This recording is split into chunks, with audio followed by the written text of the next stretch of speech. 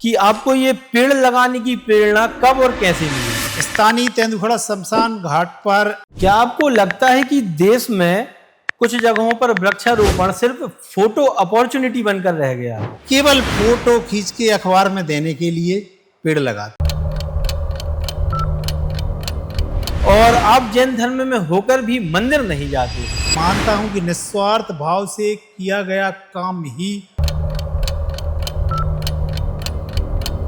तो उस चंदे के जो पैसे का आपने उपयोग अपने निजी कार्यों में किया है। कुल कितने पौधों को लगाया जो अभी तक जिंदा है? केवल फोटो खिंचवाकर अखबार की सुर्खियों के लिए पेड़ नहीं लगाते। और आप पौधारोपण के लिए आवश्यक धन और संसाधन, उस समय के हजारों रुपए हमने खर्च कर ये काम प्रारंभ किया। उस कदम के पेड़ का आप किस्सा बताइए जिसको आपने लगाया और वह पेड़ बड़ा होकर के तेंदुखेड़ा नगर में एक चौक का नाम बन गया है आज।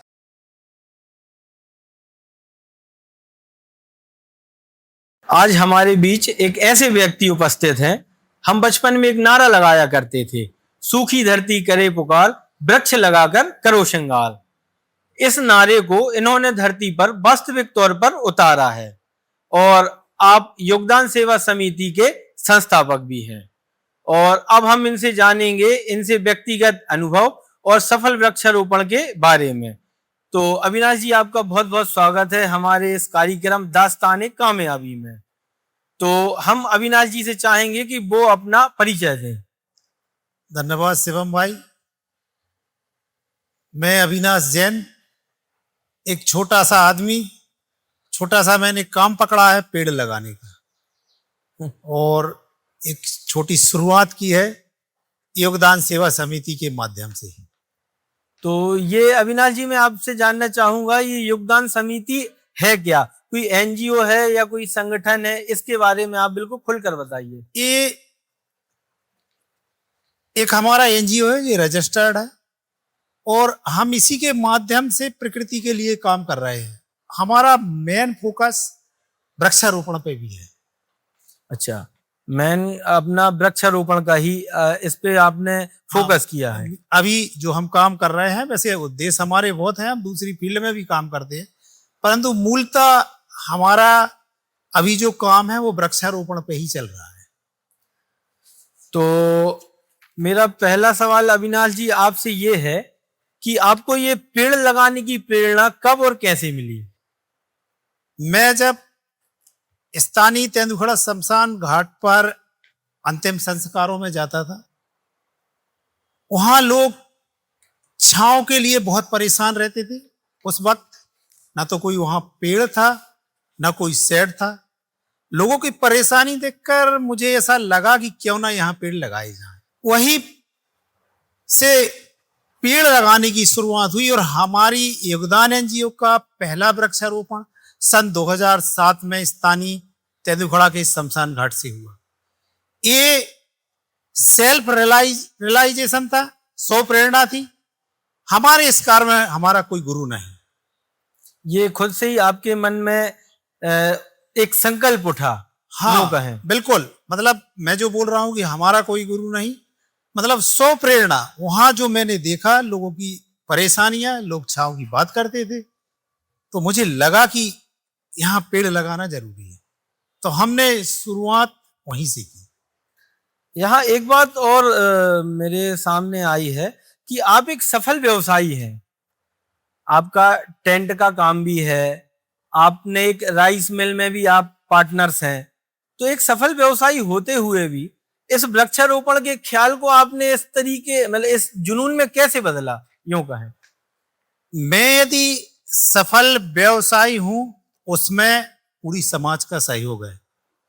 सफल मैं अकेला नहीं हूं। आप सब यदि हमें सहयोग ना करते तो हम सफल ना होते। तो मैं ऐसा सोचता हूं कि मैंने जो धन अर्जित किया व्यवसाय से, तो मैंने उसको समाज के लिए क्या लौटाया। तो मुझे लगा कि समाज को लौटाने के लिए निस्वार्थ भाव से कोई ऐसा काम किया जाए जो सभी के हित में हो। तो मैं पेड़ लगाता हूं, पहली बात। दूसरी बात, हम जन्म से लेकर अपने अंतिम संस्कार तक प्रकृति के बिना कोई काम संभव नहीं है। हम पे प्रकृति का बहुत कर्ज है। तो मैंने सोचा क्यों ना ये वृक्षारोपण किया जाए और समाज का कर्ज, धरती का कर्ज जितना हो सके उतना ऋण उतार दिया जाए। चलिए, तो अब हम आपसे जानना चाहेंगे कि अभी तक योगदान सेवा समिति के माध्यम से कुल कितने आपने वृक्ष लगाए, या यूं कहें कितने पौधों को लगाया जो अभी तक जिंदा हैं? देखिए, हम केवल फोटो खिंचवाकर अखबार की सुर्खियों के लिए पेड़ नहीं लगाते। हम पूरी शिद्दत से, पूरी ईमानदारी से ट्री गार्ड के भीतर पेड़ लगाते हैं। यदि वो पेड़ मर जाता है तो हम पुनः उसको लगाते हैं, उसकी देखरेख करते हैं। हमारा फोकस क्वांटिटी पर नहीं है, हम क्वालिटी में विश्वास करते हैं। इसलिए अभी तक संसार से लगभग 17-18 वर्षों में हमने ज्यादा पेड़ नहीं लगाए। अभी लगभग 300 प्लस पेड़ हमारे लगाए हैं और कुछ तो बड़े वृक्ष बन गए हैं, आप देख सकते हैं। हम इन सब चीजों का रिकॉर्ड मेंटेन भी करते हैं। हमारे पास एक एक पेड़ की फोटो, किसने दान दिया, कहाँ लगाया, ये पूरी जानकारी उपलब्ध है। क्या आपको लगता है कि देश में कुछ जगहों पर वृक्षारोपण सिर्फ फोटो अपॉर्चुनिटी बनकर रह गया है? बिल्कुल सही बात है। अधिकांश वृक्षारोपण मैंने बहुत देखा, बचपन में शायद वो गलतियां हम भी करते होंगे। लोग केवल फोटो खींच के अखबार में देने के लिए पेड़ लगाते हैं। बहुत सारे लोग हैं, मतलब उनका मुझे काम करने का मतलब ही समझ में नहीं आया कि आपने पेड़ लगाया फिर उसकी चिंता नहीं। जैसे मैं अपने व्यवसाय की बात करूं, यदि मैं व्यवसाय कर रहा हूं, उस पर मैं ध्यान देता हूं, तभी मुझे आय होती है। तो क्या हम ऐसा नहीं सोच सकते कि हम पेड़ लगाएं, वो बड़ा हो, फिर हमारे बच्चों को, हमारी समाज को उससे फायदा मिले? तो और अभी जो अंधाधुंध कटाई चल रही है पेड़ों की, ये ठीक नहीं। ईमानदारी से पेड़ लगाना चाहिए और भविष्य का ध्यान रखना चाहिए। ये तो बिल्कुल सही बात कही आपने। जिस तरीके से हर एक प्रोजेक्ट में अपन देखते हैं कि कहीं से कोई रोड निकला, रेल लाइन निकली, कहीं भी भूमि की जरूरत पड़ती है, चाहे प्लांट लगाना हो, तो खेती की भूमि उसमें खराब कर दी जाती है, या फिर हजारों लाखों की तादाद में वृक्षों को काट दिया जाता है। तो ऐसे दौर में जब कटाई निरंतर चल रही है, और ऐसे दौर में जब आप वृक्षारोपण की कमान संभाले हैं, ये तो बहुत ही एक अच्छा काम है, समाज के लिए भी और जीव जंतु के लिए भी और पूरी दुनिया के लिए भी। तो इसी के संदर्भ में आपसे पूछूंगा कि क्या पौधारोपण का जो कार्यक्रम है वो क्या केवल एक दिन का कार्यक्रम बन के रह गया है? नहीं, हम ऐसा पौधारोपण नहीं करते। हम हमेशा अनुकूल समय में ही पौधारोपण करते हैं।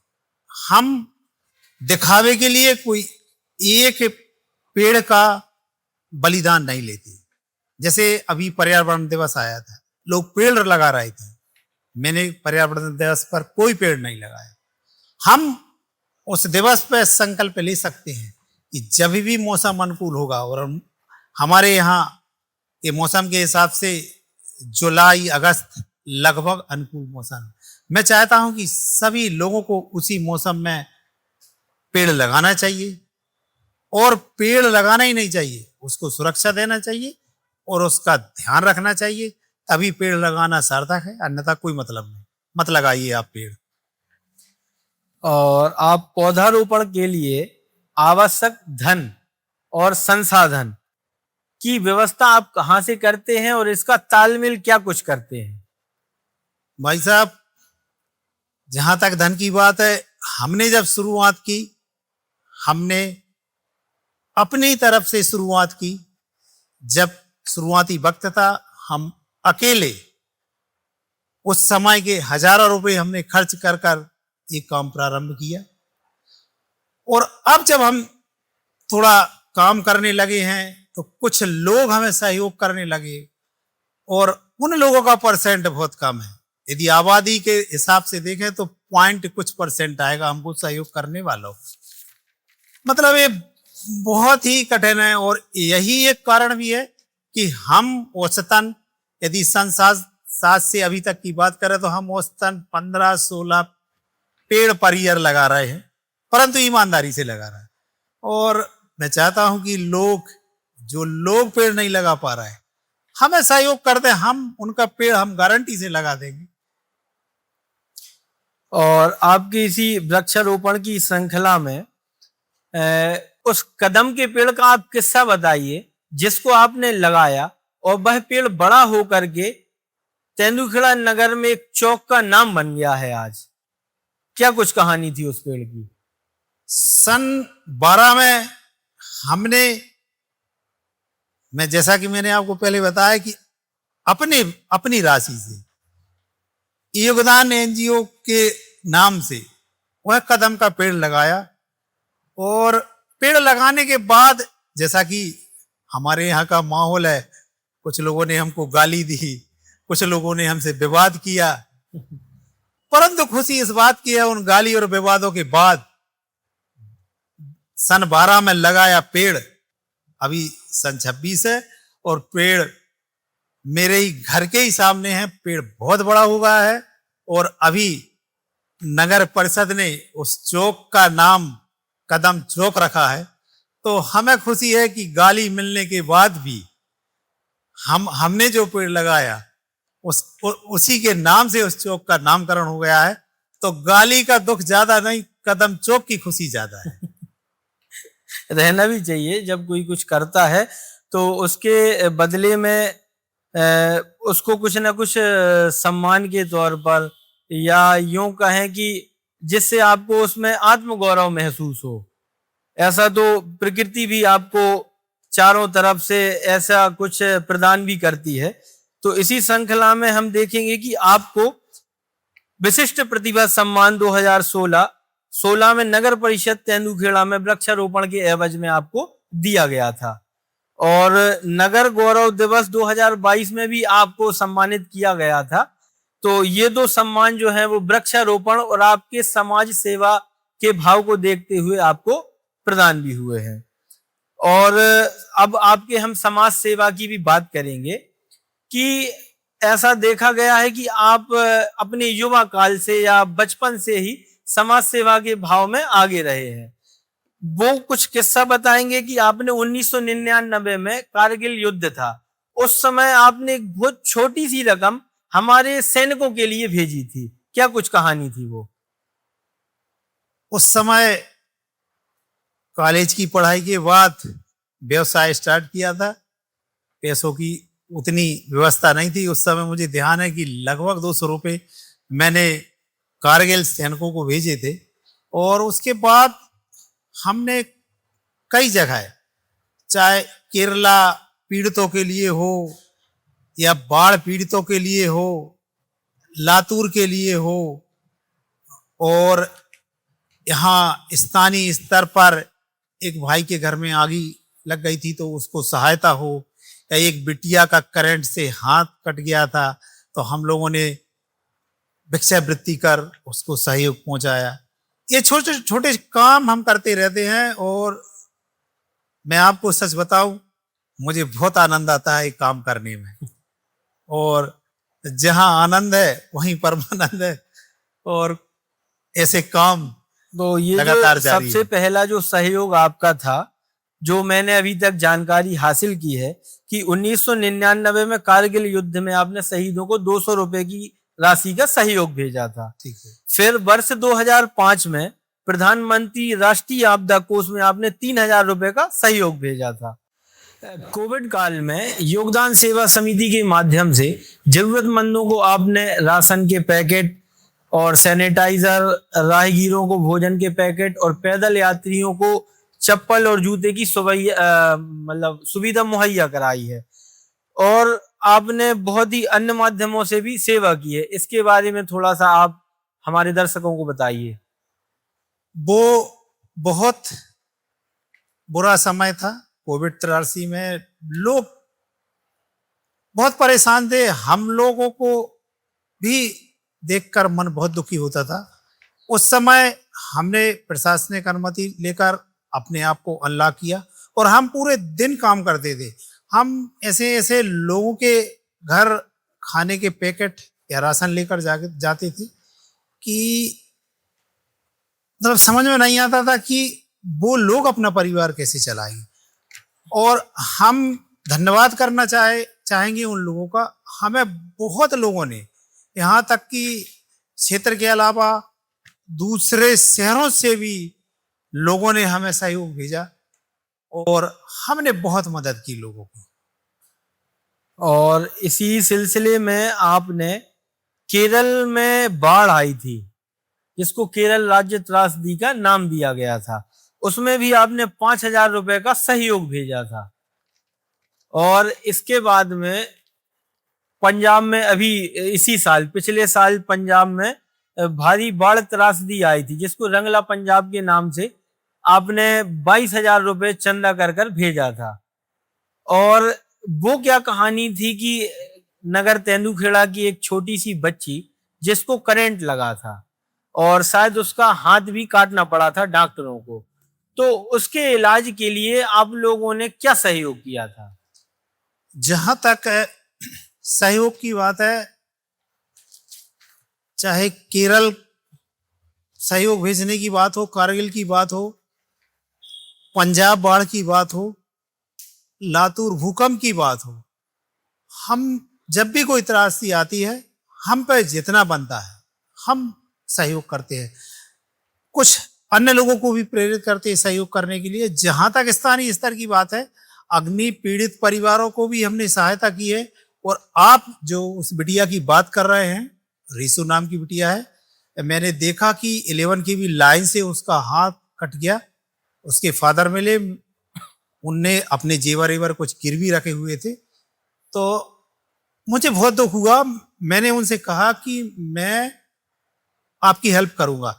तो मैं अपने साथियों के साथ, मेरी एक छोटी बेटी थी उस समय, अब तो वो बड़ी हो गई, नैन्सी, उसके साथ मैंने पूरे नगर में भ्रमण किया, उस बिटिया के लिए भिक्षावृत्ति की। और खुशी जब हुई कि हमने जो राशि एकत्रित की थी, जो लगभग 26-27 हजार जैसा मुझे ध्यान है, और उसके बाद अन्य लोगों ने भी, बाहर के लोगों ने भी, दूसरी संस्थाओं ने भी, बहुत लोगों ने उस बिटिया की मदद की। और उसके जब फादर मिले, उन्होंने बताया कि भैया हमारे जो गिरवी जेवर रखे थे वो उठ गए। बहुत खुशी हुई। और अभी भी उसके फादर जब मिलते हैं, मैं उस बिटिया के बारे में जरूर पूछता हूँ, और हमें ऐसे काम करके बहुत खुशी मिलती है। ये तो है, जब हम किसी की निस्वार्थ से सेवा करते हैं, तो उस सेवा के बदले में हमें जो अंदर अंतरात्मा में आनंद की जो अनुभूति होती है, वो बहुत ही एक अलग लेवल का आनंद है। उसको हम इंद्रिय सुखों में या इन शब्दों में तो हम बयां कर ही नहीं सकते। उस आनंद को तो सिर्फ हम महसूस कर सकते हैं। बिल्कुल। तो अब अविनाश जी, आपसे मेरा एक व्यक्तिगत सवाल ये है, अब हम थोड़ा सा आपसे एक व्यक्तिगत प्रश्न करेंगे कि आप जैन धर्म में होकर भी, अमूमन देखा जाता है कि जैन समाज के सभी लोग सुबह से मंदिर तो जाते ही जाते हैं, और आप जैन धर्म में होकर भी मंदिर नहीं जाते। देखिए, मेरा ऐसा मानना है कि कुछ लोग भगवान को पूजा कर मानते हैं, और कुछ लोग भगवान की बातों का अनुसरण कर भगवान को मानते हैं। तो मैं उनमें से एक हूं, जो भगवान के बताए गए मार्ग पर चल रहा हूं। मैं लोगों की मदद करके, लोगों का सहयोग करके, प्रकृति के लिए काम करके, पॉलीथीन का उपयोग कम करके भगवान को नमन कर रहा हूं। मैं चाहता हूं कि लोग भगवान के बताए गए मार्गों पर चलें। धर्म बहुत अच्छी चीज है वाकई में, मैं इसका बिल्कुल विरोधी नहीं हूं। जाना न जाना अलग बात है, परंतु निस्वार्थ भाव से ही आपको काम करना चाहिए। क्योंकि हमारे देश में हमने पढ़ा भी है, सर्वे भवन्तु सुखिनः।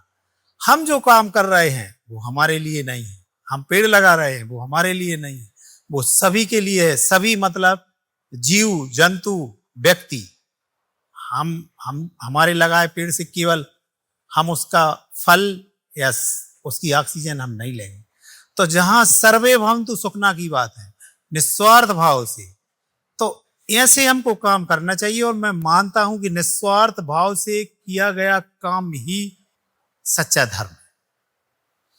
और मैं एक व्यक्तिगत फिर से आप पे एक आरोप लगाऊंगा, जो कि मेरा नहीं समस्त समाज का एक आरोप भी है आप पर, कि आपने योगदान सेवा समिति के माध्यम से जो चंदा एकत्रित किया है लॉकडाउन के समय में, तो उस चंदे के जो पैसे का आपने उपयोग अपने निजी कार्यों में किया है, इसमें क्या सत्य है, आप हमें बताइएगा।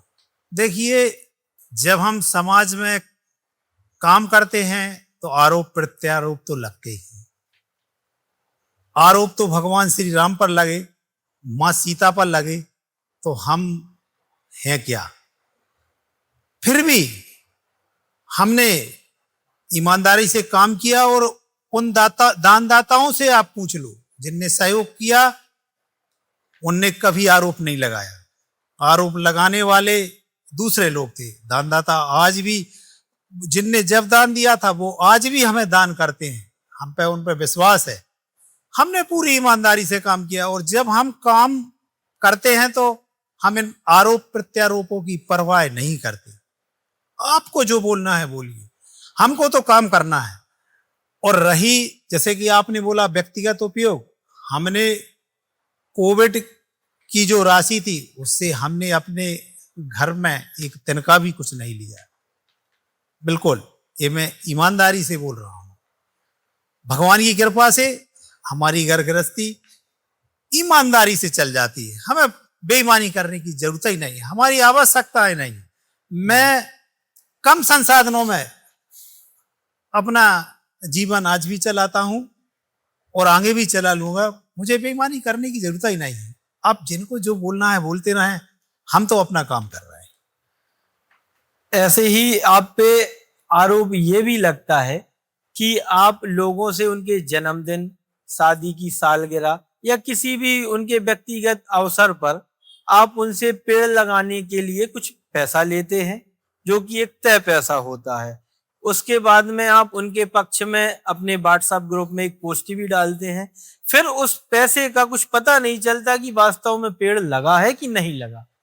देखिए भाई साहब, जैसे अभी रेनी सीजन आ रहा है, हमको जिनने सहयोग किया, हम जो पोस्ट डालते हैं, हम बाकायदा उन लोगों के नाम का ट्री गार्ड सहित पेड़ लगाते हैं। उस ट्री गार्ड में उनकी पट्टियां लगाते हैं।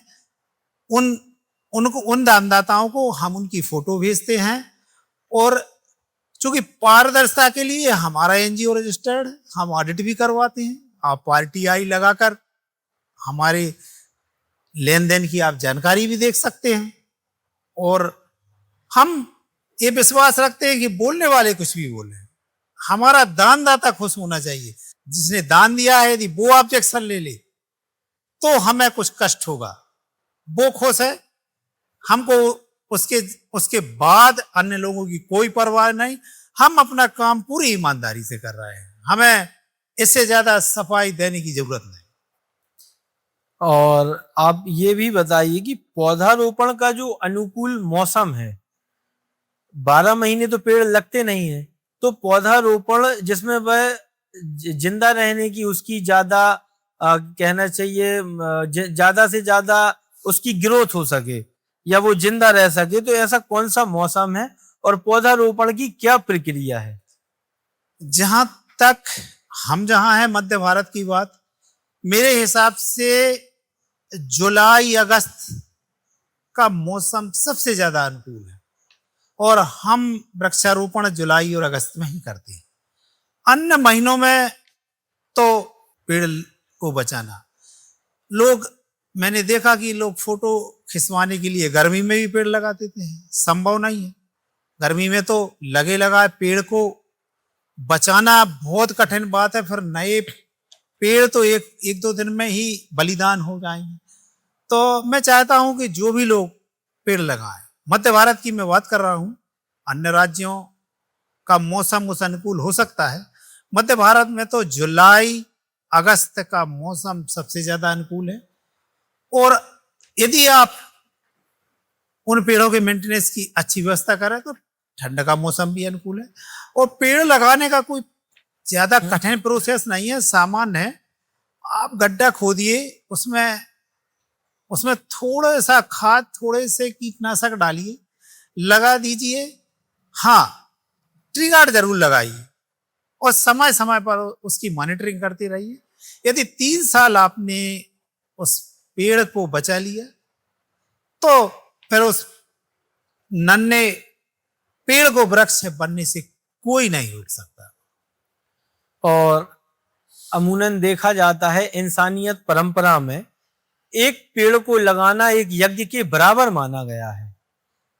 ऐसी परंपरा से हम आते हैं और जब हम किसी पेड़ को कटता देखते हैं कि अकारण ही उस पेड़ को काटा जा रहा है तो हमें बड़ी पीड़ा और वेदना होती है।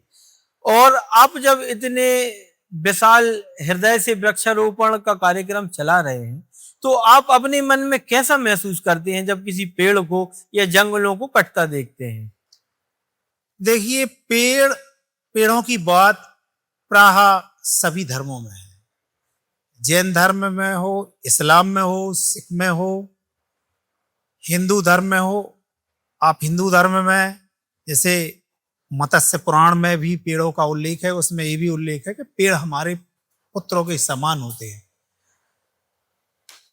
तो सभी धर्म में ये शिक्षा देते हैं कि पेड़ लगाना चाहिए और लगाकर बचाकर उन्हें बड़ा करना चाहिए। किसी भी धर्म में पेड़ों को नष्ट करने की कोई बात नहीं है। जहां तक कटने का सवाल, हम बचपन में थे जब नहीं जानते थे, गलतियां हमसे भी हुई होंगी। अब चूंकि हम जानने लगे हैं तो हमें बहुत कष्ट होता है। और हम जब से जानने लगे हैं तो हमें ऐसा लगता है कि पेड़ ही जीवन है। आप रेगिस्तान में रह के देख लीजिए, रह सकेंगे क्या आप? नहीं रह सकेंगे। इसलिए पेड़ जरूरी हैं। पेड़ हमारा जीवन है। और जहां हवा है, जहां पानी है, जहां प्रकृति है, वहीं सब कुछ है। हम सभी लोग शिमला और मनाली जाना पसंद करते हैं क्योंकि वहां बहुत सारे पेड़ हैं। परंतु हम अपने शहर को शिमला और मनाली नहीं बनाना चाहते। हम चाहते हैं कि आप अपने शहर को भी, अपने मोहल्ले के भी, अपने नगर को भी शिमला और मनाली बनाए। और मैं एक बात और कहना चाहूंगा कि अभी जनगणना चल रही है तो मैं तो शासन से अनुरोध करूंगा कि जन जन की गणना तो बहुत हुई साहब, जन जन पर आश्रित है। एक बार उन पेड़ों की गणना भी हो जाए। बिल्कुल सही कहा आपने कि सरकार को एक बार वृक्षों की गणना भी करानी चाहिए, जिससे हमें भी पता चले कि कितने पेड़ हैं, कितने कट गए हैं और कितने पेड़ लगते हैं। तो बिल्कुल मैं आपकी बात से बिल्कुल सहमत हूं और हम भी सरकार से अनुरोध करेंगे कि ज्यादा से ज्यादा मात्रा में वृक्षारोपण करें और करवाएं। और किसी भी प्रोजेक्ट के लिए कम से कम हो तो वृक्षों को काटें या जहां तक बने कि ना ही काटें, क्योंकि प्रकृति की सुंदरता उसकी हरियाली या वृक्षों से ही है। आपको वशिष्ठ प्रतिभा सम्मान 2016 और नगर गौरव दिवस 2022 में ये 2 मुख्य सम्मान से आपको सम्मानित किया गया है। तो ये सम्मानों के पीछे आपके ऐसे कौन से कार्य रहे? देखिए, हमारा मूल मकसद सेवा के काम करना है। हम सराहना के लिए और सम्मान के लिए काम करते ही नहीं। हम जो काम करते हैं निस्वार्थ भाव से करते हैं। हमें, मैंने जैसे आपको बताया कि सराहना, सम्मान और सुर्खियां हमें जरूरत ही नहीं। हमको तो काम करना है, हमको इस काम में खुशी मिलती है, इसलिए हम काम करते हैं। और सेवा के काम जो करता है, मुझे लगता है कि उसका सोचना ही ऐसा ही रहता है कि हमको खुशी मिलना चाहिए।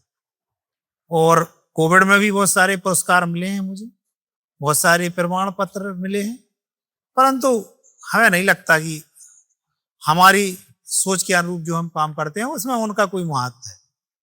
हम 100 प्रेरणा से काम करते हैं।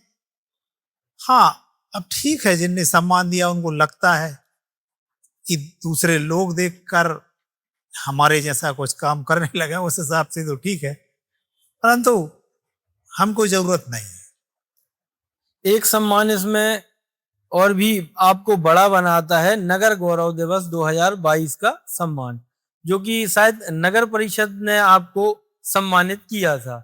नगर गौरव, आप तेंदुखेड़ा के गौरव के रूप में भी जाने जाते हैं। तो बहुत बहुत शुभकामनाएं भी हैं हमारी आपके इन सम्मानों को और काम को लेकर के।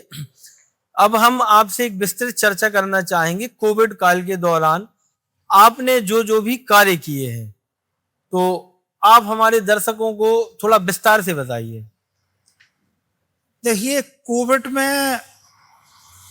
जो त्रासदी थी बहुत ही दुखद थी, और उस वक्त लोग बहुत तंगी में थे। कुछ दिन हम भी घर में थे और हमें लगा कि हम घर बैठकर क्या करेंगे, लोगों की मदद की जाए। तो हम और हमारे एनजीओ के सदस्यों ने कुछ विचार किया।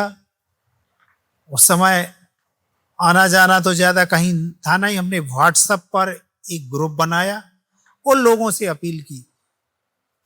उस अपील का परिणाम ये हुआ कि बहुत सारे लोगों ने, शहर के, गांव के और दूर शहर के लोगों ने भी, यहाँ तक कि इंदौर, बेंगलोर से भी हमारे पास कुछ राशि आई, और हमने उस राशि से जो परेशान परिवार थे आसपास के ग्रामीण क्षेत्रों में घर जाकर उनको सहायता की।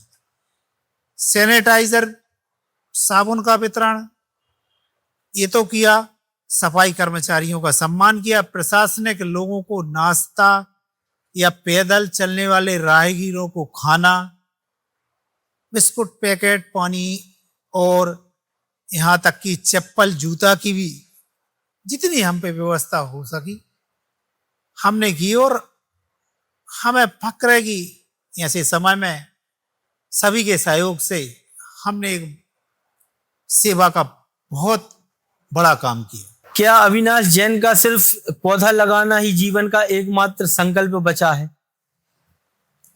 नहीं, वैसे तो हम समाज में रहते हैं तो हम अन्य काम भी करते हैं। जैसे मैंने आपको बताया कि हमने कारगिल में भी पैसा भेजा, अग्नि पीड़ित को भी सहायता की, कुछ दीन दुखियों की भी सहायता, छोटी छोटी सहायता। चूंकि हम उतने धनवान नहीं हैं तो हम तो खुद जितना बनता है या हमारे मित्रगण आसपास के लोग इकट्ठा करके जो भी बनता है हम करते हैं। जैसे मैंने आपको वो हाथ विद्युत करंट से कट गया था, उस बिटिया का बताया, तो हम एक काम भी करना चाहते हैं और हमको तो इन कामों में बहुत आनंद आता है। परंतु चूंकि इस फील्ड में कोई काम ही नहीं कर रहा, प्रकृति के इसमें कोई लोग जागरूक ही नहीं है, इसलिए हमने इसको चुना है। और चुना क्या है, हमने तो अब अपने जीवन में संकल्प ले लिया है कि कुछ भी होगा हम हर साल पेड़ लगाएंगे। हमारे पास लोगों को सहयोग मिला तो हम ज्यादा पेड़ लगाएंगे।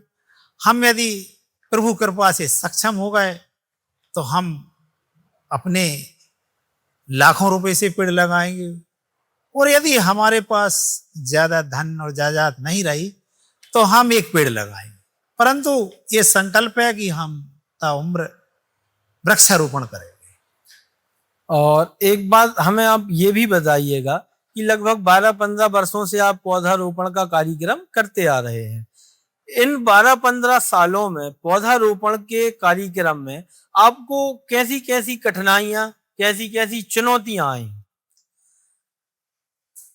जहां तक कठिनाइयों की बात है तो मैं एक शेर कहना चाहूंगा कि पीछे बंधे हैं हाथ मगर शर्त है सफर, किससे कहूं कि पैर का कांटा निकाल दो। बहुत चुनौतियां हैं। मतलब हमारे पास संसाधन नहीं है, हमें उतने डोनेटर ही नहीं मिलते। यदि आप दानदाताओं का परसेंट बोलें तो शायद परसेंट कुछ पॉइंट में आएगा। मतलब हमको लगता है ये दुनिया, ये धरती बहुत बड़ी है और हम अकेले पेड़ लगाने वाले हैं। और वो स्तन, जैसा मैंने आपको बताया कि संसार से अभी 17-18 साल में हम 300 प्लस पेड़ लगा पाए हैं, तो आप समझ सकते हैं कि लगभग 14-15-16 पेड़ पर ईयर आ रहे हैं। तो हमें लगता है कि हम मतलब हमारी जितनी भी उम्र होगी 70-80, तो हम कितने पेड़ लगा पाएंगे अपनी उम्र। हमें सब लोगों का सहयोग चाहिए और जो लोग ये काम नहीं करते हमें उनसे कोई शिकायत नहीं। आप हमारा सहयोग कर दें, आप एक पेड़ की राशि योगदान एनजीओ को दे दें, आप 10 पेड़ की, आप 100 पेड़ की राशि दे दें। और दूसरी बात, हमारी चुनौती इसलिए और ज्यादा है क्योंकि हम रोड साइड अधिकांश प्लांटेशन करते हैं। हम कई जगहों पर, हमने ग्राम जैतपुर में, ग्राम ढलवार में, ग्राम इंदिरा में, हमने 21 गांव में 21 पेड़ लगाए। हमने एक वर्ष नारा दिया, हर घर पेड़ लगाओ, उसे बचाओ। तो हमारा प्लांटेशन एक जगह नहीं है, इसलिए हमारे पेड़ लगाने की नंबर कम है। हमें अलग अलग व्यवस्थाएं देखना पड़ती। कुछ जानवर हमारे ट्री गार्डों को नष्ट कर देते हैं, तो कुछ असामाजिक तत्व हमारे ट्री गार्ड चोरी कर ले जाते हैं। हमने जैसे अभी पिछले साल थाना प्रांगण में वृक्षारोपण किया टीआई साहब के साथ, उनको भी ये बात बताई। उन्होंने बोला भाई हम सहयोग करेंगे, आप बताना, परंतु क्या बताएं, कौन ले जाता है। मतलब ये सब समस्या है। हम चाहते हैं लोग हमको ज्यादा सहयोग करें, तो हम शासन से अनुमति लेके, बहुत सारी गवर्नमेंट लैंड डली है, तो हम उसकी बाउंड्री करके उसमें हजारों पेड़ लगाकर समाज को सौंपना चाहते हैं। परंतु अभी हम जिस गति से काम कर रहे हैं, लोगों का जितना हमको सहयोग मिल रहा है, तो हम इस साल 15-20 पेड़ और लगाएंगे औसतन। इससे ज्यादा हमारा बजट, हमारे पास संसाधन नहीं है। ये जो आपने बताया है कि अभी तक आपके जो 300 प्लस पेड़ हैं, तो ये क्या उन जो पौधा से पेड़ बन गए हैं, ये उनकी संख्या है या आपने अभी तक जितना भी पौधारोपण किया है ये उनकी संख्या है? नहीं, पौधारोपण तो हमने बहुत किया। एक बार हमने 50-60 पेड़ ट्री गार्ड सहित स्थानीय शमशान में लगाए थे। हम उसको काउंट नहीं कर रहे। हमने शमशान में 6 या 7 पेड़ लगाए थे। जो आज मैं उनकी बात कर रहा हूं, जो पेड़ नष्ट हो चुके हैं उनकी बात नहीं कर रहा हूं। हम लोग जब भी शमशान जाते हैं तो एक तो जिसकी शव यात्रा में गए हैं उसकी चर्चा होती है, और एक हमेशा आपकी चर्चा होती है कि अविनाश जैन जी ने जो इधर पेड़ लगाए हैं, उन्हीं पेड़ों की छाया में जब जाके आदमी बैठता है तो बड़ा ही शांति महसूस करता है और हमेशा आपको धन्यवाद प्रेषित करता है। तो ऐसा हम लोग सब वहां बैठ करके सभी लोग चर्चा कर लेते हैं आपके नाम की। अब इसी क्रम में फिर से हम आपसे आपकी प्रेरणा के बारे में एक बार और जानना चाहेंगे कि आप बिल्कुल आपकी जो पेड़ लगाने की प्रेरणा है उसके बारे में थोड़ी सी और विस्तृत ऐसी जानकारी दें कि वो दूसरे लोगों की प्रेरणा बन जाए। देखिए, जहां तक शमशान की चर्चा की बात है, मुझे बहुत आनंद आता है। मैं भी जब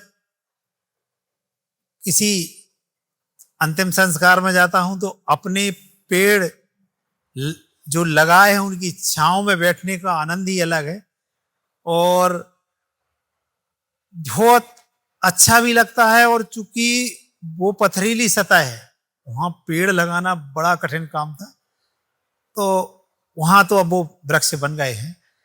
और जहां तक प्रेरणा की बात, जैसे मुझे प्रेरणा मिली वहां जाके, मैंने देखा कि लोग परेशान हो रहे हैं, छांव नहीं है, उस समय शेड नहीं है। तो बस ये सोच के, जैसा मैंने आपको बताया कि स्व प्रेरणा, मेरा कोई गुरु नहीं है। अधिकांश काम ऐसे होते हैं बिना, मैं भी मानता हूं, मैंने भी जो शिक्षा ली है गुरु मेरी भी रहे हैं, परंतु इस काम का मेरा कोई गुरु नहीं।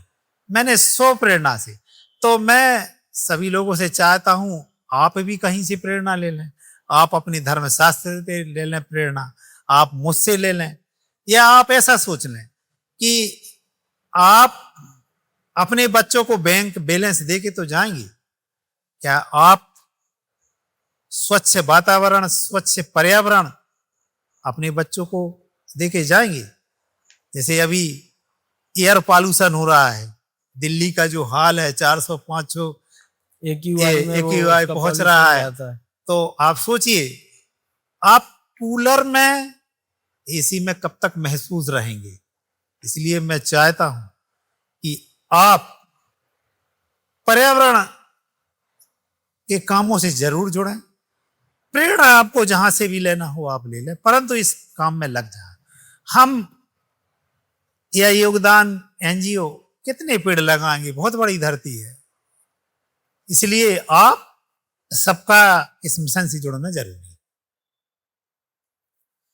और एक प्रश्न ये भी आता है कि जब पौधारोपण होता है तो बहुत सारी तस्वीरें खिंचती हैं। पौधा छोटा सा होता है, 4 उसमें पत्तियां होती हैं। फोटो खिंचाने वाले वहां 14 लोग होते हैं।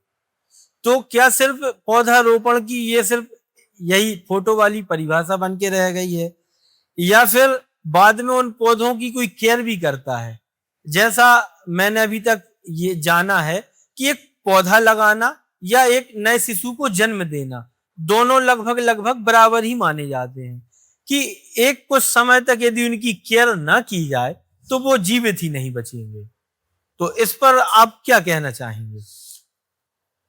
देखिए, फोटो के लिए तो बहुत सारी संस्थाएं, बहुत लोग पेड़ लगाते हैं, और मैंने तो ऐसा तक देखा है, कई ऐसे कार्यक्रम हुए हैं कि एक ही जगह हर साल पेड़ लगे और आज भी एक पेड़ नहीं है। हमारा उस टाइप का कोई कार्यक्रम नहीं। हम जैसे 10 पेड़ लगाएंगे, हमारा उन पर फोकस है। और हम पूरा पेड़ अभी तक जो हमने लगाया पूरा ट्री गार्ड में लगाया है। हम बिना ट्री गार्ड के वृक्षारोपण करते ही। और कई बार ऐसा होता है कि हमें लगता है कि हम इस साल पेड़ नहीं लगा पाएंगे, तो हम 5 या 10 पेड़ ही लगा लेते हैं, परंतु हम केवल फोटो के लिए नहीं लगाते। और पेड़ लगाने के बाद आपको कम से कम 3 साल तो उसको देखना पड़ता है। हम जो लगाते हैं, हम जहां भी लगाते हैं तो हम वहां स्थानीय लोगों के सहयोग से भी लगा लेते हैं कि भाई साहब पेड़ हम लगा रहे हैं, ट्री गार्ड हम लगा रहे हैं, थोड़ा आप देख लेना, उसका मेंटेनेंस आप कर लेना। तो हमारा तो इस तरह पेड़ लगाने का सिस्टम है। और हम चाहते हैं कि सभी लोग जो भी वृक्षारोपण करते हैं या प्रकृति प्रेमी है, पूरी ईमानदारी से उस पेड़ में सुरक्षा के लिए ट्री गार्ड लगाएं और 2-3 साल तक उसका मेंटेनेंस करें। और यदि आप ये ना कर पाए तो मैं पुनः बोल रहा हूं कि हम लोगों से संपर्क कर लें, हम आपका पेड़ हम लगा देंगे, हमको आप राशि डोनेट कर दें। तो हम भी हमारे दर्शकों से एक अनुरोध करेंगे कि ज्यादा से ज्यादा पेड़ लगाएं और हमारी धरती का श्रृंगार करें। अब हमारी बातचीत एक अंतिम पड़ाव में है। अब हम आपसे एक अंतिम प्रश्न करते हैं कि आपने अभी तक जो भी वृक्षारोपण का कार्य किया, समाज सेवा के जो भी कार्य किए, तो आप हमारे दर्शकों को अंतिम संदेश क्या देना चाहेंगे? देखिए भाई साहब, लोग बहुत ज्ञानी हैं, बहुत कुछ जानते हैं, क्योंकि इंटरनेट का जमाना है, लोग कई चीजें पढ़ते हैं।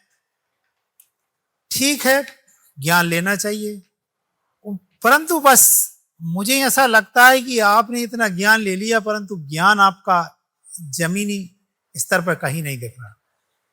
मतलब जैसा समय है और जैसा हम देख रहे हैं कि प्रकृति के लिए, पर्यावरण के लिए हम सभी की भागीदारी जरूरी है।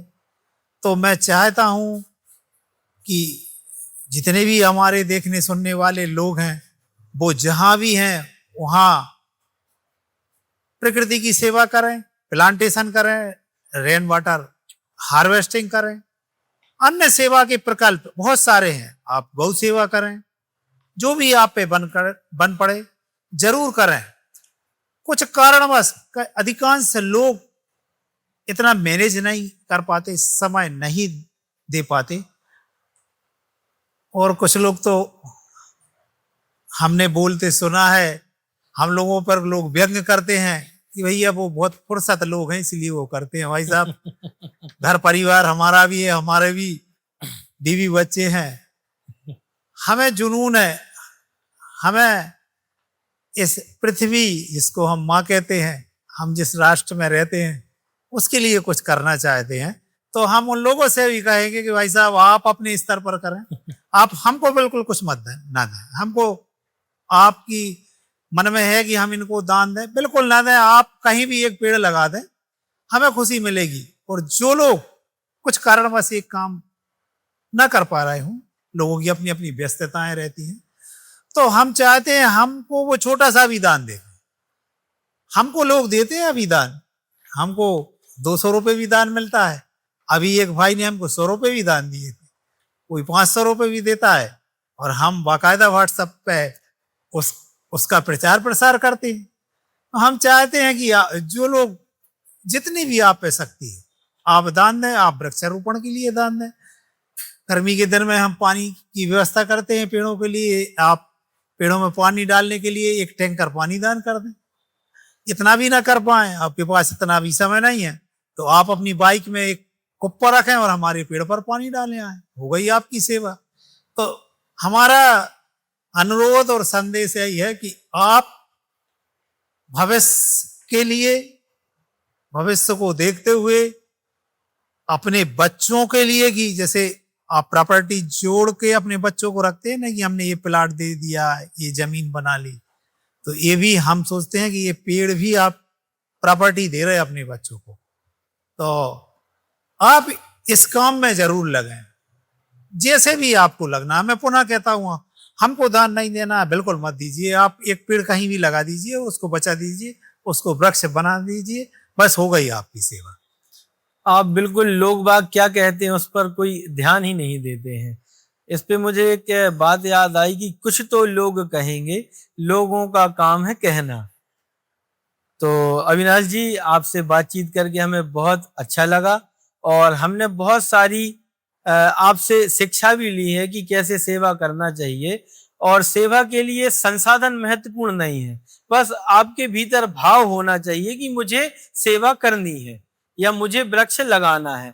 आप मन में भाव पैदा कीजिए और बस निकल पड़िए, संसाधन और कारवा अपने आप जुड़ता चला जाएगा।